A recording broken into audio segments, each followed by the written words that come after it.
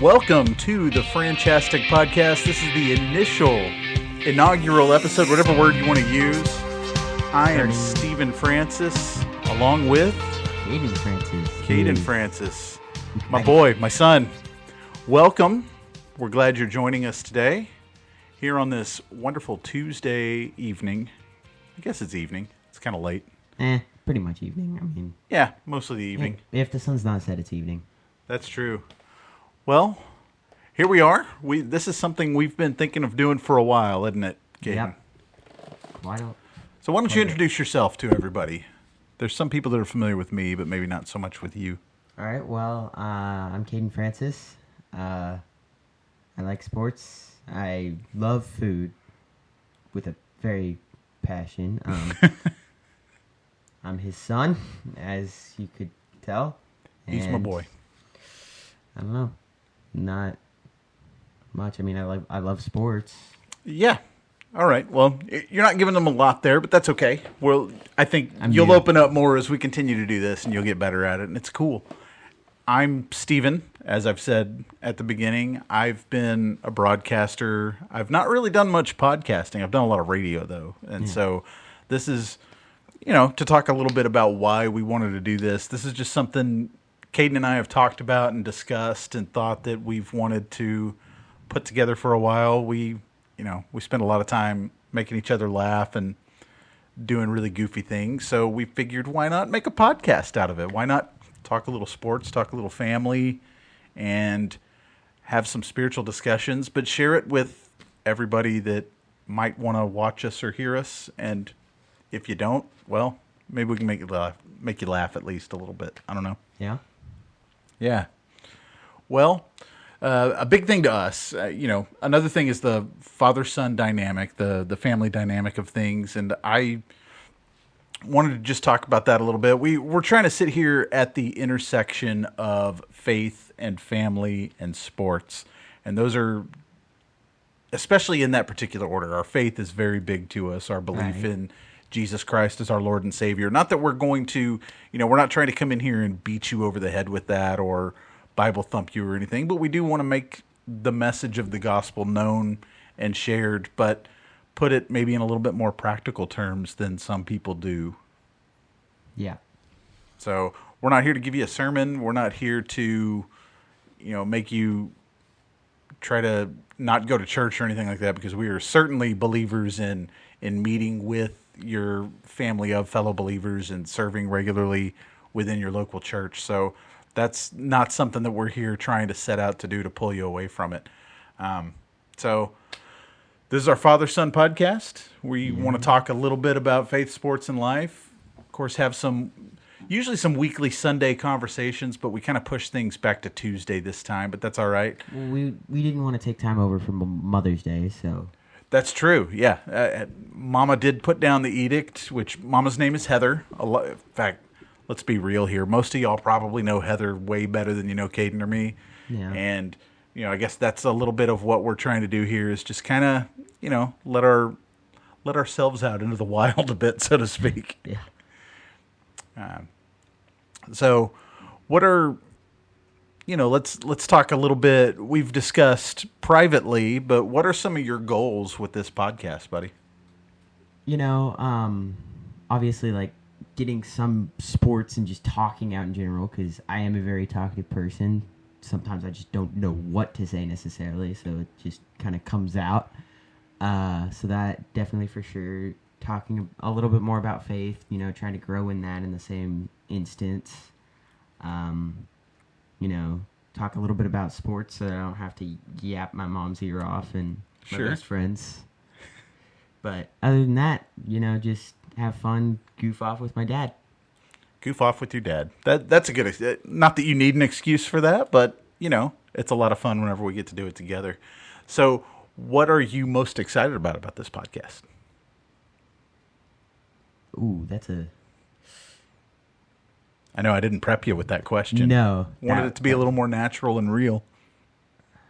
Probably just talking with my dad a little bit more. Because most of the time when we hang out, it's just like video games or watching a show, and we don't really talk. Yeah. a lot of riding in the car together. Yeah. Yeah. But we never really talk. Like, when we do, it's just about, like, how practice went and that kind of stuff. Sure. So, okay. I think I have to say that. That's good. So, I guess along those lines, what are you hoping to get out of this? I mean, that kind of goes with the, what are you most excited about? But what are your things that you're wanting to draw from this? I mean, as I already kind of said, just talking more about sports while growing in my faith and, you know, quality dad time, maybe getting to know stuff about you that I didn't originally know. And just that kind of quality time. Well, that's a good segue, because, again, we're calling this the Franchastic Podcast, and those of y'all that know me well know that my name is Stephen Francis, and I was born in 79, and there was another Steve Francis that's a little more prominent than me that was born in 1977. Yes, I did a little bit of homework on this because I wanted to speak with facts and not just throw things out there hypothetically. But here's a story, buddy, that you probably don't know, and that is, where did the franchise nickname come from? So it all goes back to, this had to be like 1998, which was, I was out of high school at this point. I was working second shift a lot, which, you know, Caden, you probably don't understand what second shift means. Nope. Yeah, so first shift is your normal 9 to 5 people. Right. Second shift is more noon to evening, or even 3 to 11, like late night, sometimes called the third shift, and then there's the overnight shift. So I was working a lot of 3 to midnights, 3 to 11, shifts like that where you're late at night, you come home late, you eat dinner either really, really stupid late, or you eat dinner in the morning, like weird things like that. So I was working some odd shifts, but I still took my brothers to school in the morning because I was still living at home with my parents during that. I took a gap year, by the way, so that's why this was going on in 98. And I would be up late, then have to get up early in the morning, take my brothers to school because I had them going from elementary school to middle school to high school. In fact, there was one in each. That's how wild it was. So I was driving them all over. And then I'd come home, you know, about 9:30 and just crash again for a little while. And normally my way that I would crash, I would turn on SportsCenter because I called that the news. That's how I would watch the news, was turn on SportsCenter, and then just doze off on the couch. And back then, Stuart Scott and Rich Eisen were the hosts of SportsCenter most of the time, and they would play it over and over and over. Like, it would air from 9 to 10, then from 10 to 11, it'd be a repeat of what aired from 9 to 10, and then from 11 to noon. So I'd normally nap about 3 hours there. And I remember one day, I'm sitting there, I'm dozing off, I'm kind of nodding off, and then I hear Steve Francis, the junior from Maryland, scored 19 last night for the Terrapins, and I'm like, I did what? And I'm wiping the crusties out of my eyes and stuff, and no, I was working last night. I was not putting up 19 points for the Maryland Terrapins. And so I thought that was really cool. There was a guy named Steve Francis, and his nickname at that time was Stevie Franchise, and especially he went on to play in the NBA, played for the Rockets. That's where he made most of his fame. But that's where the nickname kind of sprouted for me, because naturally, having almost exactly the same name, and of course, as he became more of a prominent NBA player, people would meet me. Like, I would meet new friends Heather and I, as newlyweds, started going to a new church, and immediately, Stevie Franchise, yeah, that'll be easy to remember your name. And that nickname followed me and stuck with me. And then as we became a family, we became the Franchastic Four. Right. You're familiar with that nickname. Yep. So that's where it came from. Heather and I were the franchises whenever we got married, and then as you and your sister came along. Yeah, now I'm franchise. Like, yeah. You know, Justin calls me that. Brett calls me that. Like, a lot of the middle school leaders who were there when y'all are leaders call me franchise. Yep. So that's kind of a story of anybody that was wanting to know, where did the franchise come from. And some of y'all know it because you guys embraced the nickname with me and for me and dubbed it upon me. And it stuck. It. And I'm not going to lie, sharing a nickname with a prominent NBA player, although some of his off-the-court stuff is a little wild, but we won't get into that. But sharing a nickname with an NBA player, I didn't hate it. No, yeah, I wouldn't. Yeah. So that's where that kind of comes from. Thought that would be a fun thing for you to learn about, our background. So, Caden, I want to ask you some. Actually, let me share here first the father-son dynamic, and this is again just kind of a part of what I guess to pull back the curtain a little bit about what we're trying to accomplish here with this podcast. I had heard a Jewish rabbi speaking years ago, and anybody that knows a lot more about Jewish heritage and Jewish culture, obviously feel free to either comment or give me your thoughts on this. But this is a learning that I learned from a Messianic Jewish rabbi a few years ago. He was talking about the biggest thing that was offensive about Jesus to the rabbis and to the Pharisees and the Sadducees at that time wasn't that he claimed to be the offspring of God. It was that he used the word son. He said, I am the son of God. And the wild thing about that, sorry, I want to keep my phone from trying to buzz and causing interference here.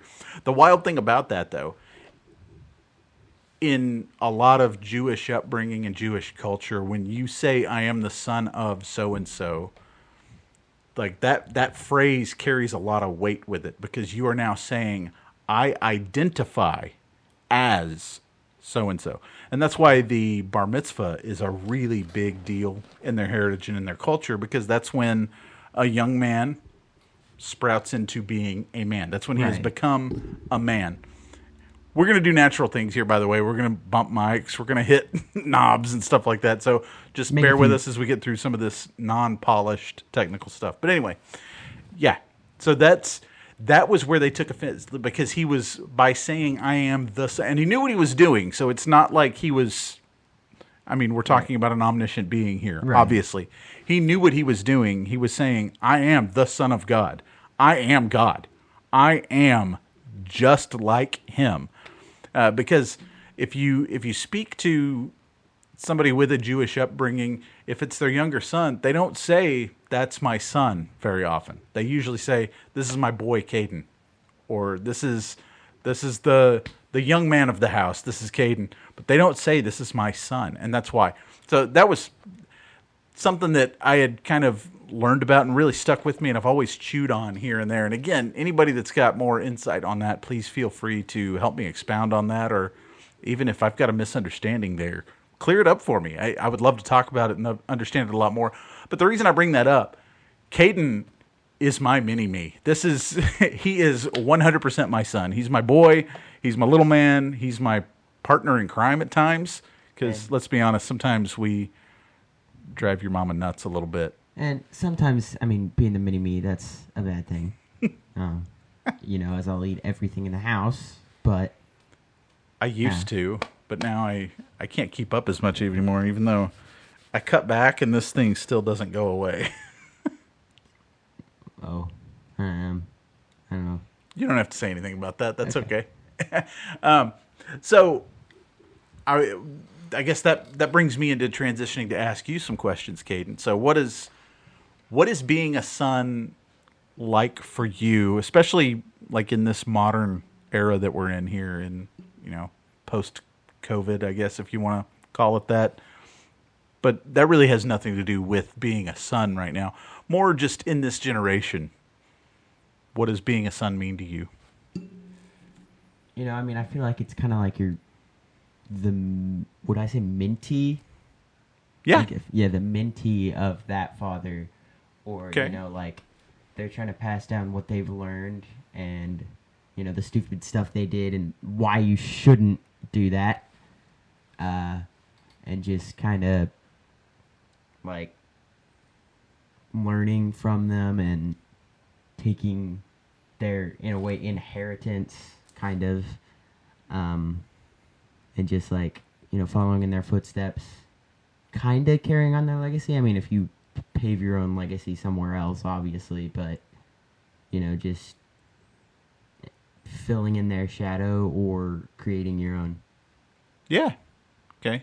So, yeah, what do you do to kind of create your own? What defines Caden? I mean, obviously the first three things that come to mind are sports, food, and faith, specifically. But right now, like, defining me, I don't know what I would necessarily say about that, but, you know, I love sports, and so I'm obviously trying to get better at that in any way I can, and just improve that while also trying to carry over, you know, like, my spiritual and, like, making people think, hey, this guy's different. Okay. So, all right. So let's transition into sports, since this is a big thing for you. It's something you really want to talk about a lot. And That's true. We'll start with, let's talk a little bit about your story here. So, as again, a lot of people know about me, I was a very vocal Cowboys fan growing up, and I've really just soured on them, and that's gone on over the last couple of years, and I won't get so deep into that. I want to focus more on the fact that despite those years that, what would we say, like probably the first 11 years of your life or so, you were immersed in being a Cowboys fan and even kind of pointed towards being. You went to a Cowboys game. The Cowboys and Vikings were your first NFL game. I mean, that's the game that made me love football. So, I mean, I don't hate those early 2000s to like 2015 Cowboys. I don't. There's nothing wrong with that. I do not hate the Cowboys in that era. That era. You know, just, you know, that was my team. Like, Tony Romo was my favorite guy. I grew up and I wanted to be Tony Romo. Okay. So, I mean, just definitely not that era. And I'll get onto that a little bit later, but. Well, so that leads into, where did you go after that and why? So, I think, obviously, the first glaring thing, Jerry Jones is an absolute moron. Not even holding back. Nope, not at all.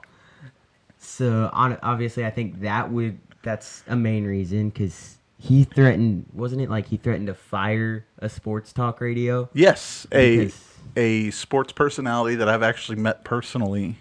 Yeah. And talked to, yes.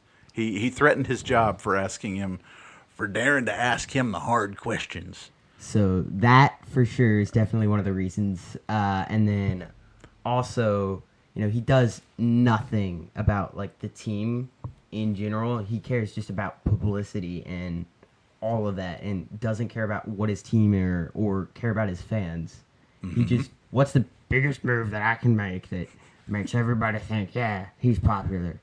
And I didn't like that. Obviously, I was in the era where they were going on, like, some 25 straight years without a Super Bowl or at least an appearance.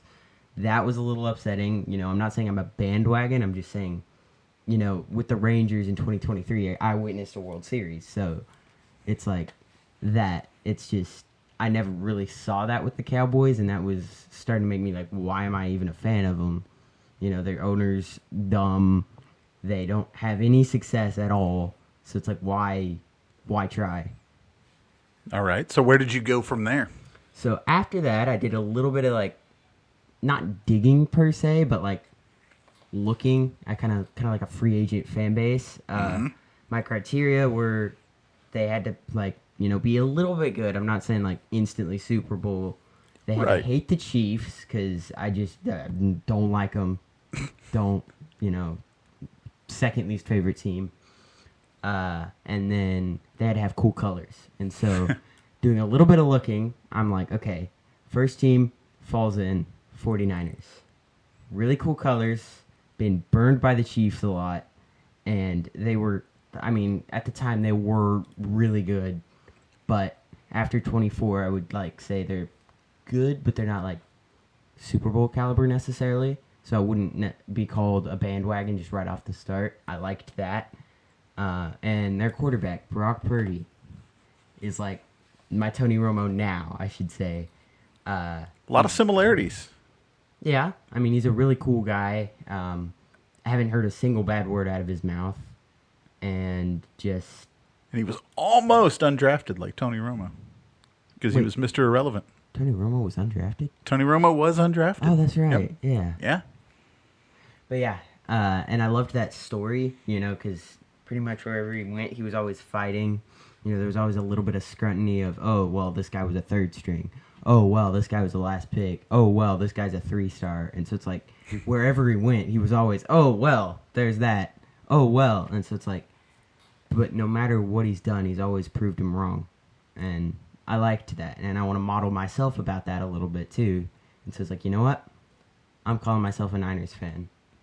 And the first thing I got was a autographed 49ers, like, picture thing. Obviously, it wasn't, like, legit autographed, but, it's really cool. It's hanging in my room right now, as it just has a picture of what I call the big three, as it was Deebo Samuel, Brock Purdy, Nick Bosa, Christian McCaffrey.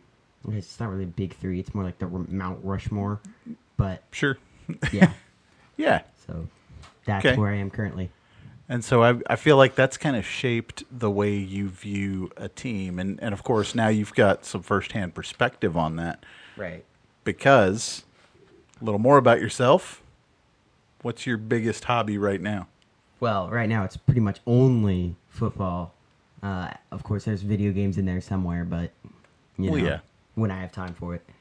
But yeah, it's playing football. And you have an on-the-field perspective, right? I do. Yeah, as a player. Yep. So, describe your play style. Who is Caden as a football player? Okay, well, at first, I was a right edge. I played for Thesa on 6-man, or not really right edge, it was middle rusher per se, kind of like defensive tackle. And I wanted to model my game around an A&M player, Cassius Howell. He was just relentless, game maker, sacking machine. Like, he was always on the field, and you knew where it was. It was, oh, watch out for that guy. And I wanted to be him. So every time I would, watch how he got off the snap, how he ignored blockers, and how he just got to the quarterback.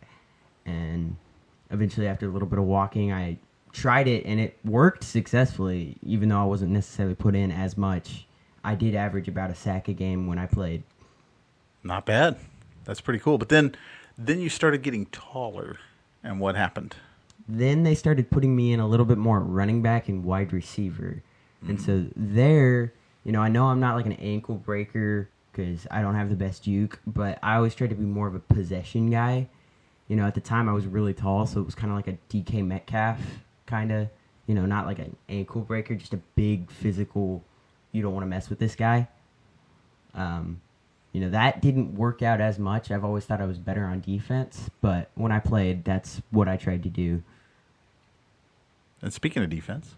Well, now I play defense. And now that you're shifting, you're no longer in 6-man, right? I am not. I'm in 11-man, and currently they are putting me in at corner, which is new because I've never played that before, but I'm doing pretty well. Covering the receivers, and it's really good ADHD paradise pretty much because when you're in zone, it's okay, get that guy. Oh, he just checked out. All right, that guy's doing a curl, go get him. Oh wait, nope, he's out, somebody else has him. All right, who do I get? Oh, the ball's going to that guy, murder him. Well, not murder him, but just all that really quickly through your head. But it's really fun if you have the toughness for it, because there'll be some practices that suck. But if you get over that, it's really fun. Yeah. Practice is always the hardest part of the game week. At least it was for me. I played 2, and surprise, surprise, I played corner. Wow, another shocking father-son connection. Of course, Dad got pretty excited whenever he saw Caden start being moved to the corner position. And, I think you heard that ADHD paradise anecdote from someone before. That's right, it was me. That was me that told you. Yeah, because you're watching the quarterback, you're watching the ball, you're watching the runner, you're watching the receiver that you're guarding, and you've got to have your eyes darting all over the place. And at the same time, you're running, you're moving, you're sweating. Oh, man, it's so much fun. It is fun. And then if somebody dares come into your zone with the football or trying to get the football, you're going to make them pay. No, I don't know. No. Well, at first you want to try to steal the ball. Right. Or at least bat the ball away. Either one of those are good. And then if they do somehow come away with the ball, hit stick them. You hit stick them. That's right. Give them the park shoulder. Yep. Just square it right there and just right to the hip. So, who are you, Caden, when you're not winning games or when you're not winning on the field? Like, what makes up this part of Caden? I try to be like a little bit more like, okay, what did we do wrong? Why did we fail that? You know, and I try to be a little bit more of a leader standpoint, not like a just instant crash out where I'm like, okay, we lost. I'm going to flame everybody except for myself. Mm-hmm. Normally, I try to like blame myself because most of the time there's a play I could have made that could have put us in a better situation or could have, you know, set us up with better field position or gotten us a touchdown. Then after I've looked at that, I'm like, okay, I'm not going to flame you, but here's a few things that I saw that you could work on, you know, and try to have that leadership standpoint, not as much of a everybody else around me is horrible, I'm the best, why do I have to be the one doing everything? Sure. And there's a spiritual application there, Caden, that you know, I think everybody needs to be reminded about sometimes. I know I need to hear this myself a lot of the time. When the chips are down or when the situation's bad or when we don't win the ball game, a lot of the time, especially as a sports fan that's watching a team, and there's some humor in the fact that here we are with our guts and we're eating nachos or we're eating pizza or we're pigging out. And then we're like, man, that guy should have been faster.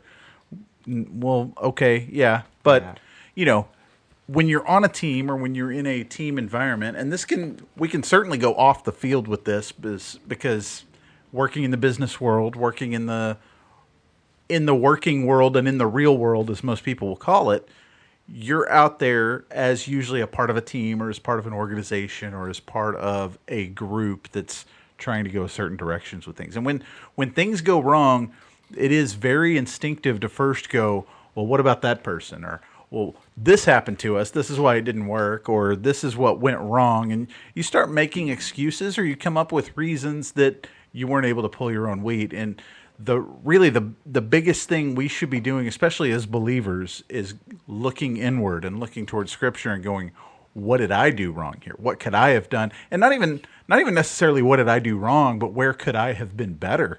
Where could I have been more helpful or, you know, done a better job of reaching out my hand and pulling my teammate up who was down at the time and needed my support? And, you know, in my brief coaching days, I always took an approach of one person can win you a game for sure. You know, you get those highlight reel games where, and I know, actually, I won't even use him as an example because he's not one of your favorite athletes. I'll use Brock Purdy as an example. A game where he throws 5 touchdown passes, he marches the team down the field, things are going right and everything, but they still lose because something goes wrong on the defense. Right. He could easily point his finger and be like, you defensive guys, you should have blah, blah, blah, blah, blah, blah, blah. But never mind the interception he did throw back in the first quarter. Just because it was in the first quarter does not mean it's any less important than the interception had it been thrown in the fourth quarter. It was just as important. It just carried a lot more weight at the end of the game than it would have at the beginning.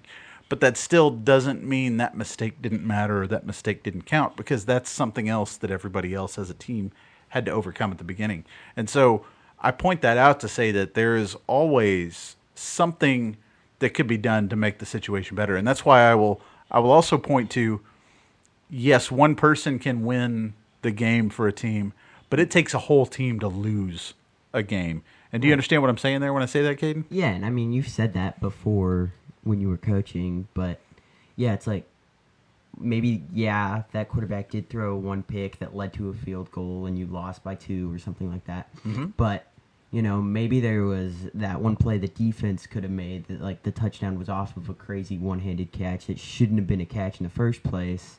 Mm-hmm. Or, you know, the offensive line didn't give the quarterback enough time, so it led to a rash decision, which led to that pick. Or, you know, defensive line didn't get enough pressure. That got the play off. That led to a first down. You know, corners didn't guard well enough. It led to an open receiver. So there's just a lot of minor mistakes that you can make when you lose that, you know, you should focus on more instead of the big things that weren't you. That's good. That's good. And that's exactly absolutely what I was talking about. So let's pull things back off the field now and transition back into the father-son dynamic here as we start to kind of close this out a little bit. Caden, And I almost feel like I'm trying to tee something up here, but I'm not. This is more just kind of starting a discussion. And in fact, I originally was going to ask you what's one thing you appreciate about me, but I'm going to actually push you a little further. What's one thing I, as a father, could work on that would make your faith in your life a lot easier for you? Oh gosh, maybe like it's not a loaded question, I promise you. Sorry. Maybe like, I don't know, sometimes your tone gets a little bit more upset, and so it makes me think that I'm in trouble, which makes me like change my mood, and I start to get a little bit defensive. Okay. So that a little bit,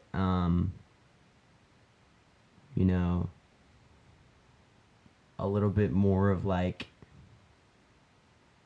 I don't really know. That's a really hard question. Well, so I'll kind of build on that a little bit. Yeah, the tone of voice I know really, really hits you the wrong way, especially when I'm not even trying to be loud and mad at you as I am just urgent with you. But sometimes it's really hard to tell those apart. And I know you respond a lot better. And a lot of this has to do with just knowing your parenting style and weighing that against knowing your child's learning style. And you and I do a lot better when I take this approach, and I'm like, Caden, come here, buddy. Hold on, let's talk this out. Right. Let's look at what went wrong, and let's look at what went right, and let's look at the difference between the two, and really talk through what were the decisions leading up to this, and then what were the consequences of those decisions.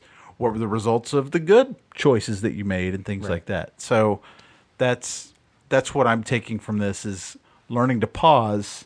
And obviously, if you're running into traffic and you're about to get hit by a car, I'm going to yell and my voice is going to be loud. It doesn't mean I'm mad at you. It just means I want your attention. No, and I understand that to a point. And so, but when you are looking the other direction and you're trying to talk to me, but then your face hits the mic, like earlier, I actually just kind of moved it apart like that for you a little bit instead of trying to, make a big deal out of it or anything. And those are the little subtleties and stuff as a father that it's only taken me 14 years as a father of a son to learn, and 20 years almost as a father of a young lady. I mean, hey, I haven't even been a father, so I can't really talk. No, and it's weird too, because like I respond so much different on a field when they're like, otherwise when they're soft on me on the field, I don't respond. So they have to be harsh. And, him being a coach, I understand that's a little weird because it's how my brain works. It's soft off the field, but harsh on the field. I don't know. It's weird. So do you have any questions for me? What's one thing that you think I need to work on or like stop struggling with? So that's a good question. I think the big thing that I notice as a father is, really the thing that resonates the most with me is, first of all, learn how to bounce back up when you're down. And as we kind of talked about there, when we were talking about the on the field stuff, the life is less about what happens to you, and it's absolutely more about how you respond to what happens to you. Because at the end of the day, and this is something, your mama has taught me this many times, when I'm driving and getting aggravated with the person and then I lose my cool and either honk my horn or start getting loud or beating the dashboard or pounding my hand on the steering wheel, when I'm up there facing St. Peter, he's going to, and when our life is played before us, he's going to point at that as one of those moments of, Stephen, what was going on here? Why did you lose your cool? Why were you such a jerk here? Well, that guy. And he's like, I don't care what that guy did. I care what you did. How did you handle that? How did you respond to it? How did you bounce back from the adversity? And that's something I'm wanting to help you understand and see and learn from dear old dad is, don't lose your cool. Don't lose your temperature. Don't lose your temper. And instead, just keep cool about it. I know life does get stinky and it gets hard and it gets rough and it's very difficult at times. But when you turn around and put that faith back into the Lord, and I know it sounds cliche, but when you are honestly, genuinely at peace with the Lord being in control and knowing that things are happening for a reason that you can't fully. In fact, that reminds me of something my pastor was telling me just a couple of weeks ago when I sat down and talked with him for a little bit. He said, the average person, when they're looking at their life, they wish God would pull them up into the control room, like if it's an airport, and showing you, here's this plane. That plane's going that direction. This one went that way. I sent this one over here because of this reason. But life's not like that. To him, he said, life for me is more like you're driving down the freeway at 70 miles an hour, and there's a car stopped in the middle of one of the lanes. And you're not going to sit there and go, well, I wonder why that car's there. What put that person there? Why? What were they driving? Did it die? Did the engine die? Did they run out of gas? Did something electronically happen? Was there a blown tire? No. You're going to swerve out of the way and move and miss the car because that's the point of what's going on the freeway there. Mm-hmm. Later on, you can look back and reflect and wonder what happened. But as the time is coming and as the moment is building up, you want to take the approach of, you know what? I need to not hit this car. I need to react and move and get out of the way of it. Right. Yeah. And so it's not like, that's a little bit like adaptability in a way. Yes. All right. Well, Caden, so you've just about got your first podcast under your belt here. What are some takeaways for you here as we start to close? It's actually not as nerve-wracking as I thought it would be. Once you just start talking, it just kind of, I wouldn't say tsunami, but I'd say it's like a big wave just comes out. You're all right. Like we said, we're gonna bump some mics. There's gonna be some little ebbs and flows and mistakes here and there that we're gonna make. In fact, I tried to just butcher a cliche right there, but we're gonna power right on through it. Yeah, I don't even know what that means. You're good. A little bit like that. You can make mistakes, and that you shouldn't be ashamed of them too. That would be one. What's the takeaway for you? I think the big takeaway for me is we've been able to do this. We've talked about it a lot, but we've gotten it together. We've produced our first episode here.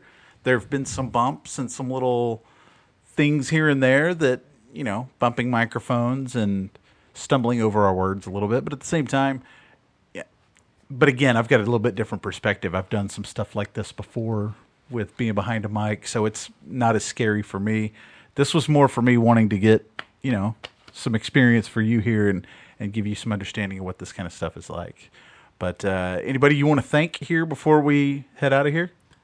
Just thank y'all if y'all are watching this. Thank you for going this far and not clicking off instantly. Absolutely. And, of course, thank you to friends and family that have been encouraging about this. Thank you to my sweet wife, Heather, your mama, for her support. She's really pushed us towards doing this and has been a very big vocal cheerleader behind the scenes for us. And one other thing I will thank, it is purpleplanet.com. They are the provider of our music beds that we're using. And if you want to use them as a source for anything that you do in the future, they are amazing. They provide royalty-free music that you can use for your music beds. And in fact, I'm going to go ahead and kick one off for us right now as we start to wrap. Well, that's the one we were using for the open, but we'll just keep that going. That'll be our little music bed there as we kind of close and fade out, and we'll send things off into the sunset. But again, that's purpleplanet.com. Use them for any background music or music bed needs that you have. Caden, thank you, son, for being a part of this with me and for joining me here on this new journey that we're going on. And we'll see y'all next time. We'll see you next time. I was going to tease what we have, but I lost where that is on the screen. But just know that we've got something else in store for you. In fact, let me just scroll ahead just a tiny bit here. More Than the Scoreboard will be the theme for our next episode. But thank you for tuning in. Thank you for checking us out. Give us a follow and a like on whatever platform you're following us on. We love you, and goodbye.